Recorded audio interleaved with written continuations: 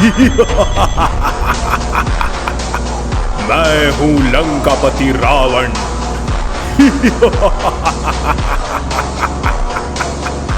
कापति Ravan. Welcome to the Gyan girl. पिछले episode में मैंने आपको दिखाया सबसे बड़ा रावण, दुनिया का सबसे बड़ा रावण इस बार पंचकुला के सेक्टर 5 ग्राउंड में बन रहा है।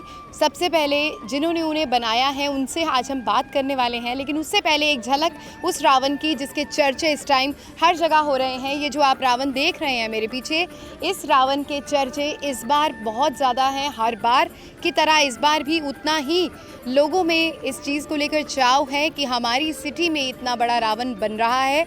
और ख़ास बात है कि हर साल की तरह जितना लोगों में उत्साह होता है, तो हर बार कुछ ना कुछ नई इम्प्रोवाइजेशन उस रावण में की जाती हैं। तो आज हम मुलाकात करवाने वाले हैं आपकी उनसे जिन्होंने इस रावण को बनाया है और पिछले कई सालों से एक ट्रेडिशन के तौर पर वो इस रावण को बनाते जा रहे हैं। क्या कुछ चेंजेस आए हैं इस बार? तेजिंदर जी, आपका स्वागत है द ज्ञान गर्ल में। नमस्कार जी। नमस्कार। अच्छा तेजिंदर जी, कैसे मतलब मैं कहें कि आप लंकापति रावण को इतने सालों से बना रहे हैं कि अब आपका नाम लगातार रिकॉर्ड बुक्स में जा चुका है। ऐसा क्या शौक है आपकी लंकापति रावण को लगातार बनाना, आपका क्रेज़ बन गया है? देखिए, रावण का जो सिलसिला है शुरू हुआ था 1987 में। मेरे स्वर्गवासी पिताजी ने मुझे आदेश दिया था कोई धार्मिक या सामाजिक कार्य करने का, जिसके तहत रामलीला का आयोजन हमने किया था। तो रामलीला के आयोजन के बाद जब दशहरे के मौके पर रावण का पुतला हमने अपने बराड़ा में बनाया था पहली बार, जिसकी ऊंचाई 20 फीट थी। तो उस काम के लिए हमें पब्लिक से बहुत अच्छा मतलब शाबाशी मिली। उसके लिए हमें ये प्रेरणा दे गई कि ये अच्छा काम है और इस अच्छे काम को और ज़्यादा अच्छा करने के लिए हमें प्रयत्न करने चाहिए। तो उन्हीं प्रयत्नों का परिणाम है कि आज हम 221 फुट तक का दुनिया का सबसे ऊंचा रावण का पुतला बनाने का रिकॉर्ड मेरे नाम दर्ज है। 5 बार लिम्का बुक ऑफ रिकॉर्ड के बीच में दर्ज है, 1 बार गिनीज बुक ऑफ रिकॉर्ड के बीच में दर्ज है, 1 बार इंडिया बुक ऑफ रिकॉर्ड में दर्ज है, और भी कई अन्य ऐसी रिकॉर्ड वो हैं जो जिनके बीच में इस रावण के पुतले को दर्ज किया जा चुका है। अच्छा, तो आपने बताया कि सबसे बड़ा जो रावण आपने बनाया है 200 फीट से ऊपर की ऊंचाई थी, वो कौन सी जगह पे बनाया जा चुका है और क्या आपके अगले प्लान्स हैं ऐसा कि आप अदरवाइज तो अभी जो आपका ऊंचाई है वो 171 फीट है, तो इसकी वजह क्या है कि आप डाउन आए हैं पिछली बार से? देखिए, इसकी सबसे बड़ी वजह ये है कि प्रॉपर क्षेत्रफल के बीच में कोई ग्राउंड उपलब्ध ना होना। इसके पीछे, इसकी ऊंचाई कम होने के पीछे मुख्य कारण यही है, क्योंकि इसकी जितनी ऊंचाई है उससे ज़्यादा रेडियस इसका जो बैरिकेड का है वो रखना पड़ता है, ताकि अगर इस स्ट्रक्चर में आग लगने के बाद ये गिरे तो किसी भी दर्शक पे ना गिरे, पब्लिक के किसी आदमी को इससे कोई नुकसान ना पहुँचे। इस मंशा के तहत सुरक्षा का जो इंतज़ाम है उसको लेके ये इसकी ऊंचाई को कम किया गया है। अच्छा, क्या खास रहता है आपके रावण में? ऐसा क्या है जो आपको वर्ल्ड का सबसे नंबर 1 टॉलेस्ट रावण आपके नाम ही किताब है वो? देखिए, ये सारी रावण के साथ हमारी मोहब्बत की बात है। जितनी मोहब्बत मैंने रावण से की है शायद किसी ने की हो, क्योंकि रावण का हमारे धर्म ग्रंथों के बीच में एक नेगेटिव किरदार है, एक पॉजिटिव किरदार है। पॉजिटिव, वो बहुत ज्ञानी पंडित थे, और दूसरा वो राक्षसी कुल से उनकी माता की पैदाइश होने की वजह से उनमें कुछ राक्षसी तत्व भी थे, जिनकी वजह से वो एक ऐसा कार्य कर बैठे जो सामाजिक कार्य की कैटेगरी में नहीं आता, असामाजिक कार्य जिसको कहते हैं, जिसकी वजह से उनका इतना ज्ञानी होने के बावजूद भी हमें शिक्षा देने के लिए भगवान राम ने उनको इस प्रकार से अपनी लीला के तहत समाप्त किया।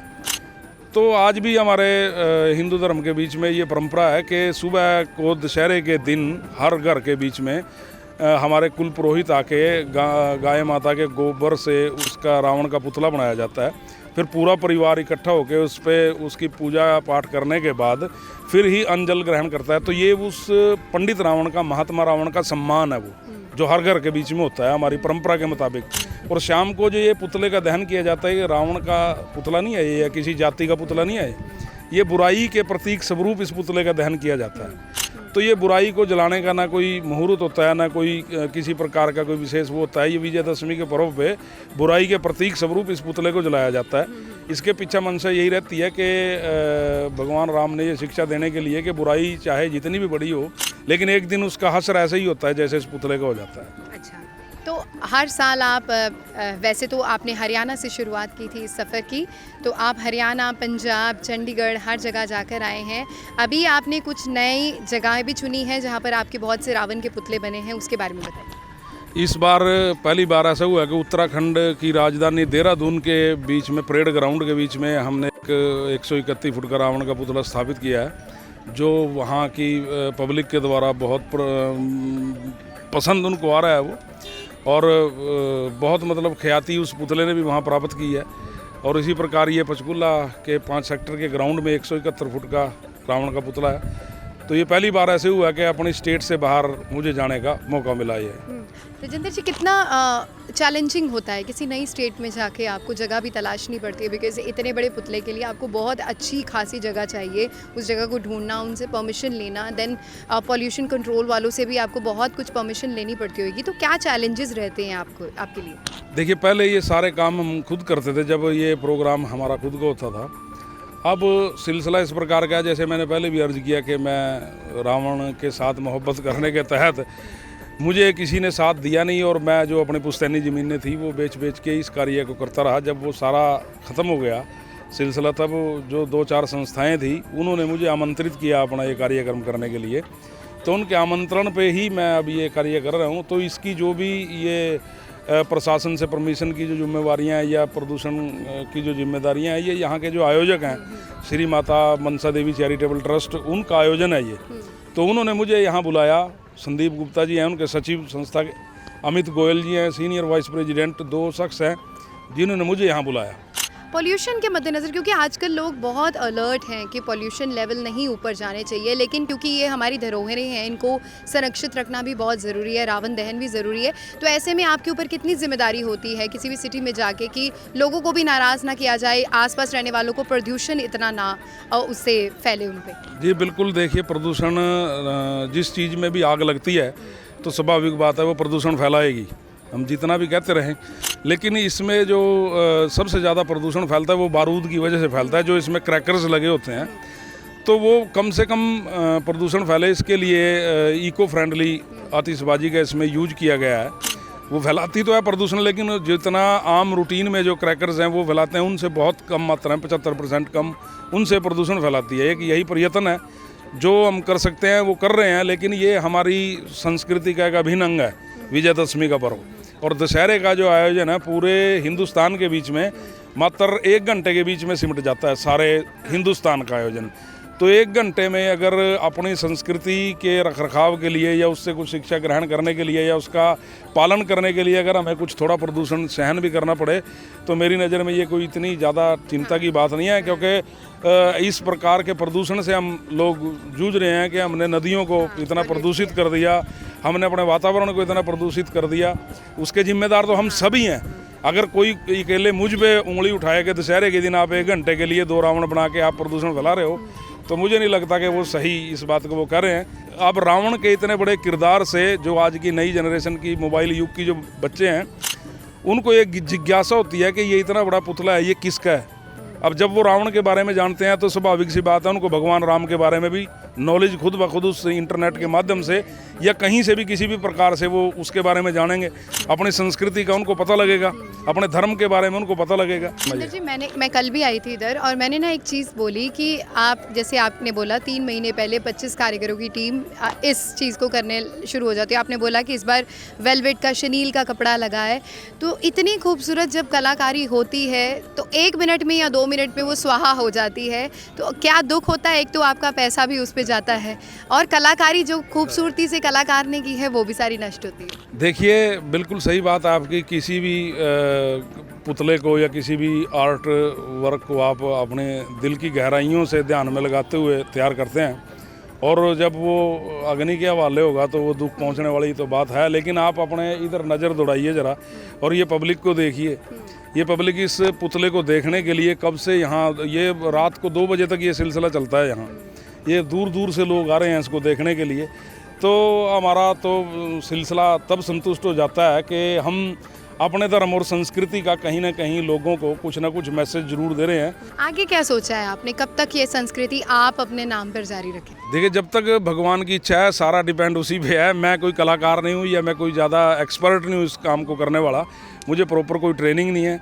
बस दिल से मेहनत करती है मेरी पूरी टीम, सारे जितने मेरे साथ जुड़े हुए मेरे साथी हैं, वो दिन रात गर्मी और बरसात का सामना करते हुए, अब ये ग्राउंड के बीच में ओपन एरिया में होने वाला काम है, अब मच्छरों की भरमार है, पीछे डेंगू का इतना प्रकोप था, उस सब का सामना किया मेरी टीम ने। अभी कितने चैलेंजेस आते हैं? पुतला तो खड़ा हो गया, 3-4 दिन पहले पुतला खड़ा हुआ, एकदम से बारिश आ गई बहुत, आज भी मौसम ऐसा ही है, आपको डर लगता है इस बात का या आपके पास कोई अरेंजमेंट्स होते हैं? नहीं, अरेंजमेंट इतने बड़े स्ट्रक्चर पर कुछ नहीं हो सकता, लेकिन मसला यही है कि हमने इस पर कोई कागज़ वगैरह का कोई प्रयोग नहीं है। अगर हल्की फुल्की बरसात होती है और उसके बाद 2 घंटे की धूप भी निकल जाती है तो इस पर कोई फ़र्क नहीं पड़ेगा जी, सूख जाएगा ये। अच्छा। तो इस प्रकार का ये सिस्टम है और ना इसका कोई रंग उतरेगा, ना इसका किसी प्रकार से कुछ और ख़राब होगा। तेजिंदर जी, इस बार इस पुतले के ज़रिए क्या मैसेज है? क्योंकि मुझे याद है मैंने पिछली बार जब आपसे मैं मिली थी तब आपने बोला था कि ये आतंकवाद को इस बार मैंने ये किया है मैसेज। देखिए, ये हमारा तो सिलसिला जब हम ये कार्यक्रम करते थे तब समाज में फैली हुई बुराइयों के प्रतीक स्वरूप इस पुतले का निर्माण करके उसका दहन करते थे। हम दशहरे के पर्व पे भगवान राम से यही प्रार्थना करते थे कि जैसे इस पुतले को अग्नि के हवाले किया गया, वैसे ही जो हमारी सामाजिक बुराइयां हैं उनको समाज से समाप्त कर दें। तो ये मैसेज हमारा रहता था। अब ये जो संस्थाएं इसको ऑर्गेनाइज कर रही हैं, ये उन पे डिपेंड है कि वो किस प्रकार से इसको समर्पित करना चाहते हैं, लेकिन हमारा मकसद यही है कि हमारी धर्म और संस्कृति के बारे में आने वाली जनरेशन को पता लगता रहे। तेजिंदर जी, कितना खर्चा होता है एक रावण बनाने में इस कद का? अभी जैसे आपने ऊंचाई कम की है, क्या उस हिसाब से आपके दाम भी कम आते हैं? और सेकंड क्वेश्चन, आपको कोई अभी तक सपोर्ट रहा है, फंडिंग हुई है? क्योंकि मैंने जो आपने बताया कि आपने अपनी प्रॉपर्टीज़ बेच के अपनी पर्सनल प्रॉपर्टीज़ पर भी रावण दहन किया। जी बिल्कुल, ये सारा खर्चा जो है ये श्री माता मनसा देवी चैरिटेबल ट्रस्ट कर रही है। इस पे 18 लाख रुपए का खर्चा हुआ है। जैसे जैसे आपकी पॉपुलैरिटी गेन हो रही थी, आपको अवार्ड्स मिल रहे थे, क्या उसके बाद ही संस्थाएं आपके साथ जुड़ना शुरू हुई है या आपको पहले से ही सपोर्ट मिलता आया फंडिंग में? नहीं, पहले मुझे किसी प्रकार का कोई सपोर्ट नहीं था। जब 2018 में भी मैं आया यहाँ, तब भी ज़्यादा मतलब मेरा ही खर्च था इस ग्राउंड के बीच में जो था, लेकिन इस कमेटी ने उस टाइम भी मुझे सपोर्ट किया था। पहली बार किसी संस्था ने मुझे सपोर्ट किया था अपने बराड़ा से बाहर आने की वजह से। इस बार 100% इन्हीं का ही सपोर्ट है। अच्छा, दशहरा पे आखिरी सवाल, क्या मैसेज देना चाहेंगे जो पब्लिक दूर से भी बैठी आपको देखेगी या जो आना चाहते हैं यहाँ पे, क्योंकि जैम पैक्ड हो जाएगा सारा शहर, तो उनके लिए क्या मैसेज? मेरा तो यही सबसे रिक्वेस्ट है, सबसे यही रिक्वेस्ट है कि जितने भी हमारे आयोजन इस प्रकार के होते हैं जिनकी वजह से दुनिया में हमारी पहचान है, क्योंकि पर्वों का देश हमारे देश को माना जाता है। यहाँ हर महीने कोई ना कोई पर्व होता रहता है, तो हर्षोल्लास के साथ हमें मनाना चाहिए, मिलजुल कर रहना चाहिए, एक दूसरे से नफरत नहीं करनी चाहिए। और यही रिक्वेस्ट है कि किसी और एंगल से ना देख के इसको पॉजिटिव वे में देखें सब, यही प्रार्थना है मेरी सबसे। आपको मिलते हैं हेटर्स कोई और एंगल देने वाले? हाँ, कुछ चंद उंगलियों पर गिने जाने वाले लोग हैं जो किसी जाति विशेष के साथ रावण को जोड़ देते हैं, तो मैं उनको यही बताता हूँ कि आप पूरी नॉलेज पहले लो, उसके बाद बात करना। ये रावण का पुतला नहीं है, हमारी क्या औकात है किसी रावण के पुतले को जलाने की। ये बुराइयों के प्रतीक स्वरूप एक राक्षस का जो किरदार हमारे धर्म ग्रंथों के बीच में आता है, उसके पुतले को ये प्रतीक स्वरूप जलाया जाता है, ना कि ये उसका कोई से इसके साथ किसी जाति का संबंध है या किसी समुदाय का संबंध है, ऐसा कुछ नहीं है इसके साथ। अच्छा, आपको कितना फ़र्क महसूस होता है? क्योंकि आपने बोला 1987 से शायद आपने पहला रावण बनाया था, उस टाइम से लेके आज 2023 तक जो क्रेज़ उस टाइम होता था या 90s के दौर में होता था, आज लोगों में है दशहरा देखना या रामलीला देखना? रामलीला का तो मैं नहीं कह सकता, रामलीला का तो देखने का लोगों का रुझान बहुत कम हुआ है। जब हम 1987 में हमने शुरू किया था, उस वक्त रात को 2-2, ढाई बजे तक रामलीला चलती थी और लोग बिल्कुल ऐसे बैठे रहते थे जैसे उनको सांप सूंघ गया हो, इतना दम साध के वो रामलीला को देखते थे। अब वो सिलसिला नहीं है, लेकिन दशहरे के मौके पे जो भीड़ है वो उससे कई गुना ज़्यादा है। अच्छा, ज़्यादा है जी। आपको लग रहा है मोबाइल युग में भी सफल है ये सारे प्रोग्राम? हाँ, बिल्कुल सफल है, मोबाइल युग में ज़्यादा सफल है उस टाइम से। हाँ। अच्छा, ठीक है, धन्यवाद आपका और आपको बहुत बहुत बधाई, all the best to you. Thank you, बहुत शुक्रिया आपका। तो ये थे मेरे साथ तेजिंदर चौहान जी, जिन्होंने दुनिया का सबसे बड़ा रावण अभी तक कई बार बनाया है और इस बार भी ये रावण जो है वो लगा है सेक्टर 5 पंचकुला में इससे पहले चंडीगढ़ के धनास सेक्टर में भी ये लग चुका है और वो भी सबसे बड़ा रावण था। उसकी ऊंचाई इससे भी 221 फीट की थी और ये रावण जो है वो कह रहे हैं कि लगातार वो अपनी संस्कृति को ज़िंदा रखने की कोशिश करते हुए हर साल कोशिश करते हैं रावण लेकर आते रहे, रावण लगाते रहे और लोगों का उत्साह ही उनकी असली प्रेरणा है उनके पीछे। आपको अगर ये वीडियो अच्छा लगा प्लीज़ इसे लाइक कीजिए, कमेंट कीजिए, सब्सक्राइब कीजिए। आपके इस बारे में क्या विचार है, हमें आपकी वेट रहेगी। Thank you for watching, bye bye.